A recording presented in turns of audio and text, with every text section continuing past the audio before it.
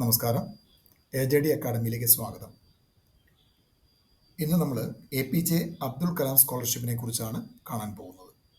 കേരള ഗവൺമെൻറ്റിൻ്റെ ന്യൂനപക്ഷ ക്ഷേമ വകുപ്പ് നൽകുന്ന മറ്റൊരു സ്കോളർഷിപ്പാണിത്.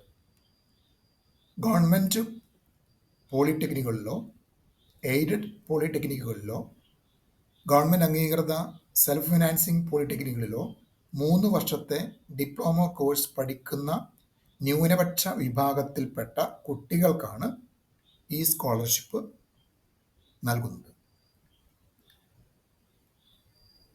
കേരളത്തിലെ സ്ഥിരതാമസക്കാരായ ഒരു വിദ്യാർത്ഥിക്ക് മാത്രമേ ഈ സ്കോളർഷിപ്പിന് അർഹതയുണ്ടായിരിക്കൂ. മുസ്ലിം, ക്രിസ്ത്യൻ, സിഖ്, പാഴ്സി മുതലായ ന്യൂനപക്ഷ വിഭാഗത്തിൽപ്പെട്ടവർക്ക് മാത്രമായി ഈ സ്കോളർഷിപ്പ് നിജപ്പെടുത്തിയിരിക്കുന്നു. വാർഷിക വരുമാനം 8 ലക്ഷം രൂപയിൽ താഴെ ആയിരിക്കണം. ദാരിദ്ര്യരേഖയ്ക്ക് താഴെയുള്ള കുട്ടികൾക്ക്, അതായത് VPL കുട്ടികൾക്ക് ആണെങ്കിൽ അവർക്ക് മുൻഗണന ലഭിക്കുന്നതാണ്. തിരഞ്ഞെടുക്കപ്പെടുന്ന കുട്ടികൾക്ക് വർഷം 6000 രൂപ വീതം 3 വർഷം ലഭിക്കും.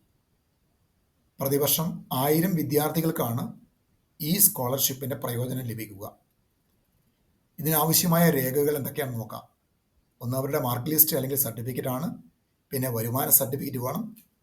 കേരളത്തിൽ സ്ഥിരതാമസമാണ് എന്ന് തെളിയിക്കുന്ന സർട്ടിഫിക്കറ്റ്, അതായത് ഡൊമിസൈൽ സർട്ടിഫിക്കറ്റ് വേണം. പിന്നെ ജാതി സർട്ടിഫിക്കറ്റ്. ഇത്രയുമാണ് വേണ്ടത്. സാധാരണയായി എല്ലാ വർഷവും ജനുവരി മാസം ആദ്യമാണ് അപേക്ഷ ക്ഷണിക്കുന്നത്.